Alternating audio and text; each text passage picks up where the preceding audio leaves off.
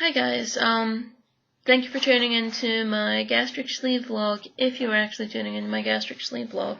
I don't imagine too many people are because I'm really not making this public that this is what I'm doing. I'm still taking and trying to help the person who's going through this with me maintain their anonymity because it's something that they don't want really out there yet. So it's been about 3 weeks since I posted a vlog. And a good reason for that is I just needed some time. Wound up having some really bad news. If you guys have been following this, you know I'd be about 13 days away from having my surgery. And I was so excited. About 2 weeks ago, shortly before Easter, I wound up getting a phone call from, my my surgeon secretary, and she said, "Bad news, the surgeon's got to have emergency surgery." And I was like, "What?" She pretty much said that something happened and he had to have emergency surgery, and I'm one of those people. I'm normally a really good person where I'm always concerned about other people. And at that point in time, it was a blow. It was like a punch to the chest. And I feel terrible for it. But of course I turned around and I said, I hope he's okay. I'm going to say prayers for him. And, I hope he feels better. But meanwhile, inside, I'm just going, why me? And that's a terrible feeling to feel because it's like I'm normally one of these really good people. I'm concerned more for others than I am myself. And then I'm sitting there having an F my life moment. And I hate that term, F my life. I do. I hate it so bad because I'm just like, oh my gosh, you're so selfish. You don't realize how bad other people have it than you. And, that's true. I knew somebody else was out there was having a bad day. I knew somebody else out there was having it worse than me. I knew that my surgeon was having it worse than me, and here I was feeling so sorry for myself. And you don't want to know how many vlogs I originally made. I made one on my phone where I'm just like, oh, life sucks, I can't stand it anymore. And then it was like, I'm not posting that. That's so negative. That's so not me. And then it was like later on, a couple weeks ago, like I started making a vlog and I started crying in the middle of it. And I'm not somebody that cries. I'm not. And I'm being this huge, weepy, wimpy baby. And I just said, I need some time away from the vlog. And it's like, I didn't want to take it. I didn't want to lose my shit. And, I think a lot of it has to deal with, I've been through a lot with just the name calling, of people making fun of fat people. And, don't get me wrong, like, skinny people's been made fun of as well. I know they have. I know you have. And you know what? You're beautiful anyway. Everybody's beautiful. As long as you're healthy, you are beautiful. And it's just, the whole thing is, I was just tired of it, and I was ready to get this done and over with. And it was like, I remember making the first phone call, sitting there thinking, I need to do this now. I need to make sure I send in all this stuff so they know that I'm serious about doing this, because they might not think I'm serious enough. And just thinking that if I do this now, I can't turn back.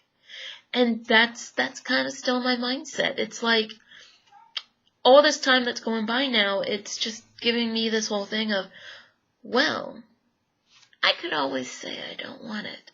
And it's like, I know, I realize I do, I need it. I hate to say it, I need it. And it's not like a drug or anything like that. It's just something I'm ready to start that point in my life again. So, when they came back to me and they asked me, when do I want to be rescheduled? And they gave me a couple of dates. And one of them was my birthday. And I couldn't help but to say, perfect, because this isn't giving me a clean slate. This isn't like, hey Shannon, you got a brand new body. It doesn't work that way. It's pretty much of something that is going to be a huge birthday present to me. I'm sorry. It's a huge birthday present to me.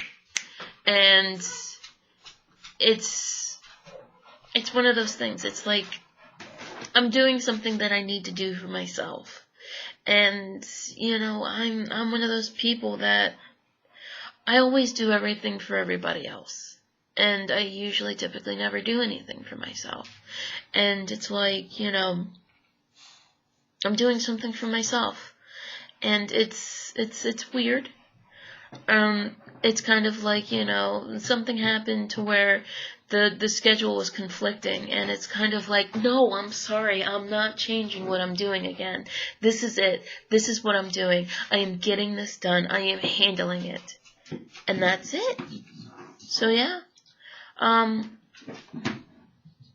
than that, I think I'm really good in my mindset. So, let's move on to what to talk about in this vlog.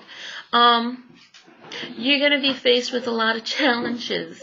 You're going to be faced with so many challenges. You're going to be faced with people trying to talk you out of it. I mean, if you have told people about it. If you haven't, that is your prerogative, and I 100% support you in doing so. I cannot blame you for not telling people, because it's like, you know, I got lucky, and I have my best friend going through this with me, and she's really been my backbone. She's really been my rock, and she's really been helping me with it. And I've got an array of other friends who've really helped me through this, and my parents have been understanding. And it's like the only kind of, I guess, negative I've gotten was from, you know, one of my family members, you know, but he's a little younger than me. He turned around and said, oh, so you gotta get half your stomach taken out so you can take and actually be healthy? And, you know, he didn't mean anything wrong by it, but it was a little crass, a little asshole-ish of him.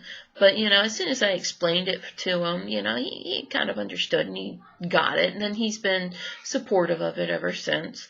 So, you know, I got lucky in that. And only a few of my friends know, not all my friends know. So, you know, they've been really supportive. And it's like, since I've had that, that's just so much better. So it's like, if you don't want to tell everyone, don't tell everyone. If you want to tell just a few select people, tell a few select people. I don't know if this is reaching anybody to help anybody, and I hope that if you do stumble across this by just going on YouTube and trying to search up gastric sleeve log just to see what people are going through, I hope I'm helping you. I really, really do. And you're going to go through a lot. You're going to go through your ups and downs. You're going to go through doubts. You're going to go through some positive. You're going to go through some negative. But anyhow, I wound up getting my blood results back. They still said that my liver is elevated. So they didn't tell me what my cholesterol was, but I'm still taking my turmeric, and I'm still taking, like, my flaxseed oil and some other things to try to lower my cholesterol. I don't know where I'm at right now, but I'm hoping it's lower. A month before I actually go through with the procedure, I've actually got to come off of turmeric because it can cause bleeding problems. So I've got to make sure I do that. I'm still off of my birth control, which is messing with my hormones, because I can totally tell when PMS is coming, and it's not pretty. And my skin's been breaking out lately, and yeah. So, a word of caution to all females is that right before you get surgery, if you actually take and have reduction of weight, you will take and become fertile. Just like after surgery, because of the reduction of weight, you will become fertile.